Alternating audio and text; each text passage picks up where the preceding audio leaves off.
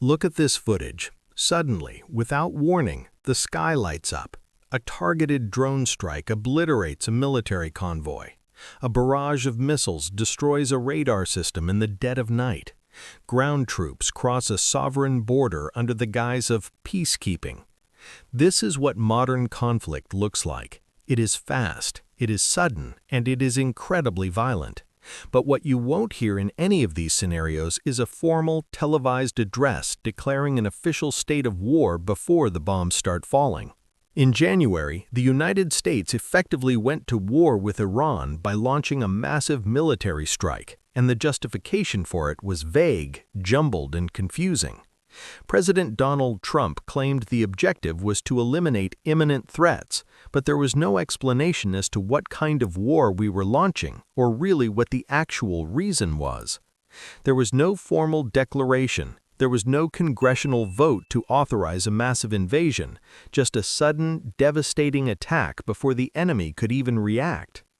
So, why do nations attack before a war is even declared? To understand this, we have to look past the political rhetoric and dive into the hidden mechanics of modern military strategy. We are going to explore how constitutional loopholes, shadow conflicts, and the terrifying logic of modern weaponry have completely rewritten the rules of engagement. Stick around until the end of this video because we are going to break down a terrifying military concept called use it or lose it, a paradox where striking an enemy by surprise might actually be the only way to prevent global annihilation. To understand why nations no longer declare war, we have to backtrack and look at how the legal framework of war has completely eroded. If we look at the United States, the short answer for why presidents can launch surprise attacks is that you kind of have to blame the founding fathers. They originally believed that standing armies, permanent military forces, were tyrannical.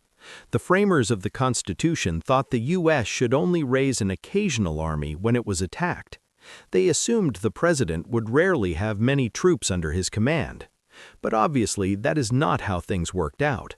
Today, the United States has the most powerful military in the world, and the Constitution names the president as the commander-in-chief of that massive force. Technically, the Constitution clearly states that Congress and not the president has the power to declare war, but modern nations rarely do that anymore. Instead, leaders rely on legal loopholes. For example, the War Powers Resolution states the president shouldn't use military force without congressional authorization, but this law is basically never followed. Executive branches have repeatedly argued that they can use military force without Congress, citing historical precedents like the U.S. military actions in Libya in 1986, Panama in 1989, Somalia, Bosnia, Haiti, and Yugoslavia in the 1990s. The United States hasn't officially declared war on anyone since World War II. As one reporter put it when discussing the conflict in Venezuela, the U.S. hasn't declared war on Venezuela. That's just not something we really do anymore.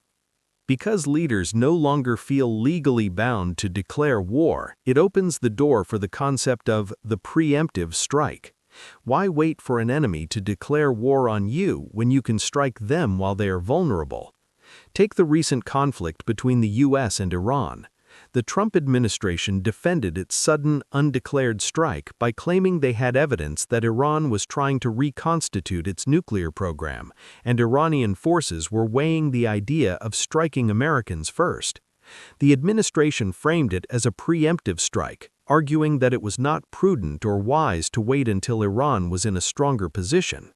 The logic was simple. The threat is looming. They are hell-bent on hurting America, so go after them now. You don't declare war because declaring war gives the enemy time to prepare. You hit them when they're down. Hey everyone, quick pause. If you are fascinated by the hidden mechanics of global conflicts, the secret history of modern warfare, and understanding the why behind the daily news headlines, make sure to hit that subscribe button down below. Alright, let's get back to the map. There is another major reason nations attack without a formal declaration: proxy warfare. If you formally declare war, you invite the scrutiny of the international community, you risk massive casualties, and you disrupt the global economy. So instead, superpowers fight in the shadows.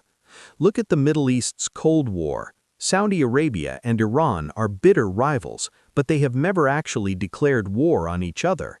Instead, they fight indirectly by supporting opposing sides in other countries' civil wars. In Iraq, when the government collapsed into chaos, Saudi Arabia sent money and weapons to Sunni militias, while Iran backed Shia militias. In Yemen, the Saudi military is on the ground fighting the Houthi rebels, which are an Iranian proxy group. In Syria, the Iranian military fought alongside dictator Bashar al-Assad, fighting against rebel groups who were proxies for Saudi Arabia. By refusing to declare war, these nations maintain plausible deniability. It's a calculated strategy. Both the Saudis and the Iranians see these civil wars as tremendous threats, but also potentially enormous opportunities to gain control of the region without ever having to officially pull the trigger on a full-scale national war. But it's not just constitutional loopholes and proxy funding that have killed the declaration of war. It's the evolution of global norms and the terrifying invention of nuclear weapons.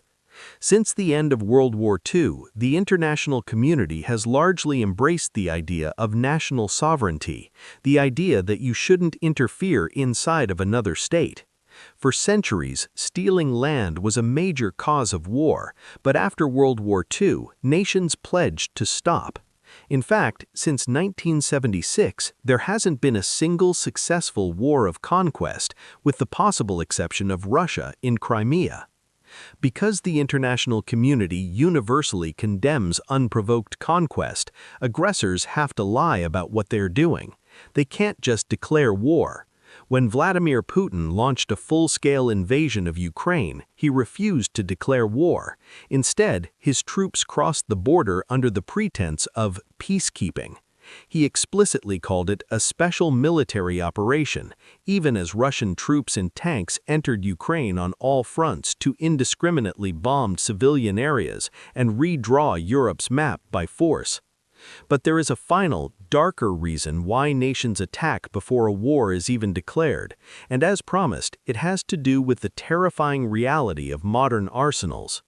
When dealing with a heavily armed rival, military experts warn that there is no such thing as a limited warfare option or a surgical strike. If a nation officially declares war, the enemy will unleash everything they have immediately. Look at North Korea.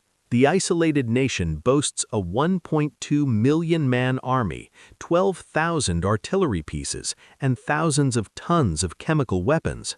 If a war were formally declared, U.S. commanders estimate that North Korea could fire roughly 500,000 artillery rounds within the first hour into densely populated areas like Seoul. They could release lethal doses of biological weapons like anthrax that could kill hundreds of thousands of people in just a few days. Because of this terrifying stockpile, if a nation like the U.S. were to attack North Korea to neutralize its weapons, it triggers a concept called use it or lose it. As one security expert noted, as soon as we start attacking North Korea in a way where they could lose their weapons, they will be tempted to use them. If the North Korean regime believes their nuclear weapons are about to be destroyed, they will launch them just so they can get some utility out of them before they are gone. This creates an incredibly dangerous global staring contest. Nations are too terrified to declare war because declaring war means total annihilation.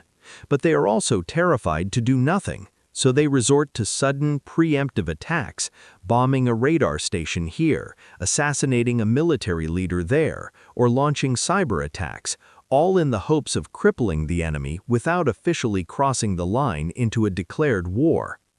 This is a phenomenon called the stability-instability paradox.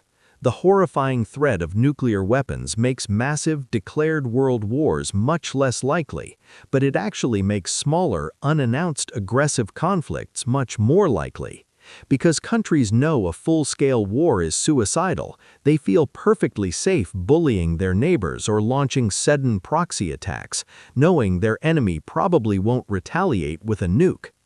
So, where does this leave us? We live in an era where the idea of a declared war is essentially a relic of the past. Instead, we have entered a messy, chaotic era of shadow wars, proxy battles, and preemptive strikes based on imminent threats that are rarely proven to the public. When a superpower decides to launch an unannounced strike, they're making a massive gamble. As we've seen in the Middle East, sometimes these strikes just break a country, leaving a power vacuum and chaos in their wake.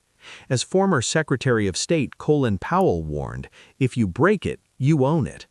But modern military doctrine often operates under a much more cynical view. We break it, and you handle it. Without the formal declarations of the past, the lines between peace and war have essentially vanished.